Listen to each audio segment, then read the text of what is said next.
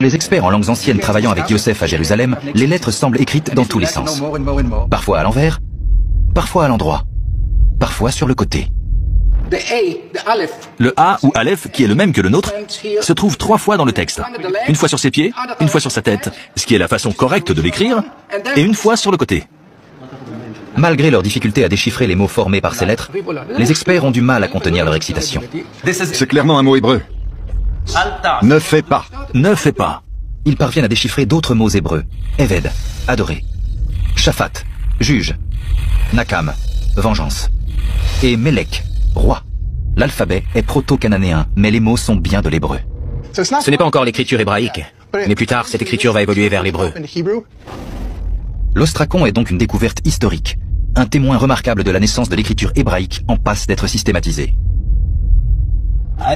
Tout ce que je peux dire, c'est que je tiens dans ma main le texte hébreu le plus ancien jamais découvert. Mais ce que tout le monde veut savoir, c'est ce qui est écrit. C'est une inscription très difficile. L'hébreu s'écrivait sans voyelles. Donc imaginez un texte mal conservé et sans voyelles. Il y a des tas de différentes façons de lire un mot. Ça peut être un nom, ça peut être un verbe. C'est bien plus problématique que ce que les gens s'imaginent. Haggai Misgav reste prudent. On peut s'avancer prudemment et dire que c'est un texte, et pas juste une liste de noms. Il y a des phrases et elles ont peut-être... Dans le même esprit que la vidéo où j'expose le mensonge de Roger Sabat en expliquant que les liens entre l'alphabet hébreu et les symboles hiéroglyphiques ne disent absolument pas que les Israélites seraient les anciens Égyptiens, et encore moins les Yéhoudis qui n'existaient pas en ce temps-là, puisqu'ils commenceront à être considérés en tant que tels à partir du scindement en deux du royaume d'Israël, mais plutôt que Israël est sorti d'Égypte avec la langue égyptienne, dont va découler l'hébreu. Les Juifs de ce reportage sont contraints de parler dans les limites du cadre du judaïsme. Ainsi, le diable banni retourne leur tradition contre eux-mêmes. Sinon, ils diraient tout simplement plusieurs origines peuvent être données à cette découverte. Cela peut être des scribes égyptiens venus s'installer en Afrique centrale, ou encore des Cananéens chassés d'Israël à l'époque de l'Exode, ou plus tardivement, qui peuvent être tout simplement les auteurs de cette découverte. Mais là, nous voyons que l'insinuation sur la découverte sert la théorie des faux Israélites bantous. La preuve étant que la dame qui gesticule sur le côté laisse entrevoir sur ses lèvres la phrase « Je vous avais dit que les premiers Juifs sont du Congo ». Vous avez dû déjà voir les Israélites et les Arabes sont noirs, les prophètes sont noirs, les anges sont noirs. Certains vont jusqu'à prétendre que le Créateur est noir, vous l'aurez compris. Ces gens ont pour religion le noir et pour légitimer leur religion, le diable leur met à disposition sa médiathèque personnelle constituée de hadiths religieux, de hadiths historiques, de tableaux, de sculptures, de témoignages compilés divers et variés, accumulés à travers l'espace et le temps de son sursis.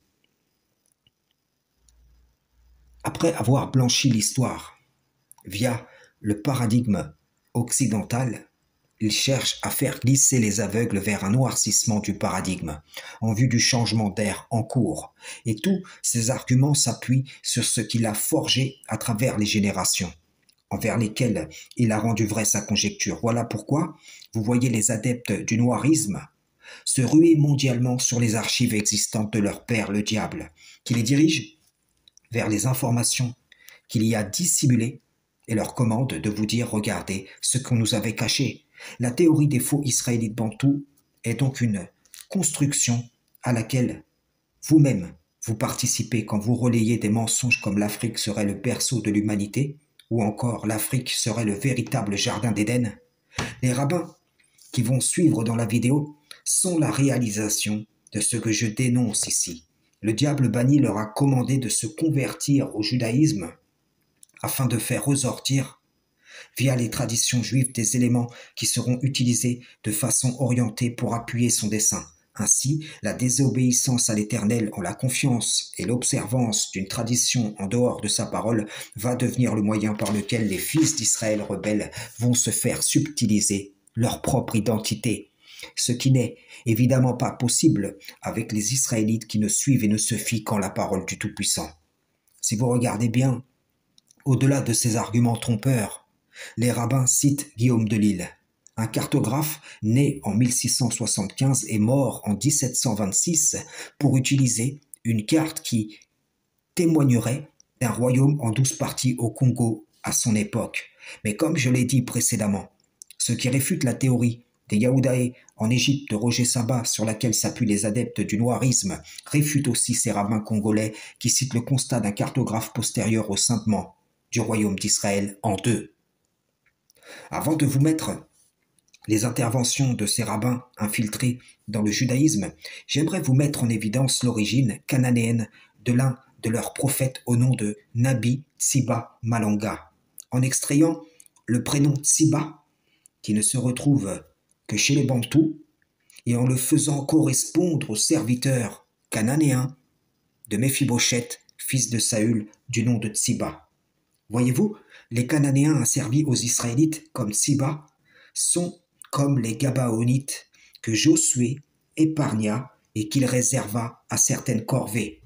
Ce faux prophète du nom de Tsiba, mais il y en a d'autres, comme Simon Kibangu, est représentatif à lui tout seul de tous ces adeptes de cette théorie des faux Israélites africains, bantous ou autres, des faux blacks Israélites américains, et ainsi de suite, frères et sœurs en islam, salam, shalom. Nous, quand on décide de se convertir au judaïsme, à aucun moment dans notre tête, nous sommes en train de devenir monothéistes. Nous avons grandi avec une idée qu'il n'y a qu'un seul Dieu, qu'un seul Créateur. C'est comme ça dans chaque maison des Bantous, dans chaque maison des Congos, dans chaque maison des héritiers de l'africain, du panafricanisme. Donc à partir de ce moment-là, il était pour nous important de le montrer dans le texte, que le judaïsme fait partie aussi de l'héritage Congo. Comme l'islam le sera aussi, c'est pour ça qu'à Tombouctou, c'est un pont essentiel pour l'islam, comme l'égyptologie est aussi un héritage. Les enfants d'Israël qui sont sortis avec Moïse sont restés 210 ans en Égypte. Mais la bénédiction d'Abraham était de rester 400 ans. Ceux qui sont restés 400 ans, ce sont les Bnei Congo. Comme nous dit le Zohar, ils avaient de très bonnes midotes, c'était des gens qui étaient déjà très fixés. Ensuite, ils sont descendus en Afrique centrale. Qu'est-ce qui s'est passé là-bas? Ils ont fondé un empire, un royaume qu'on appelle le royaume Congo. Et comme nous l'avons dit la semaine passée, nous avons les cartes donc, de Guillaume de Lille qui nous montrent qu'il y avait un roi, le roi Makoko, qui régnait sur 12 tribus en Afrique centrale. Il y a beaucoup de similitudes aussi linguistiques. Par exemple, le nom Béné, comme nous le disons à chaque émission. En lingala, c'est Bana. Bana, ça veut dire aussi les enfants, comme en hébreu, Béné. Nous avons aussi le mot Maï en lingala qui veut dire Maïm, qui veut dire eau en hébreu. C'est le même mot. Le mot Kabbalah en hébreu, si nous changeons les lettres en Kikongo, pour dire un homme fort, on dit Bakala.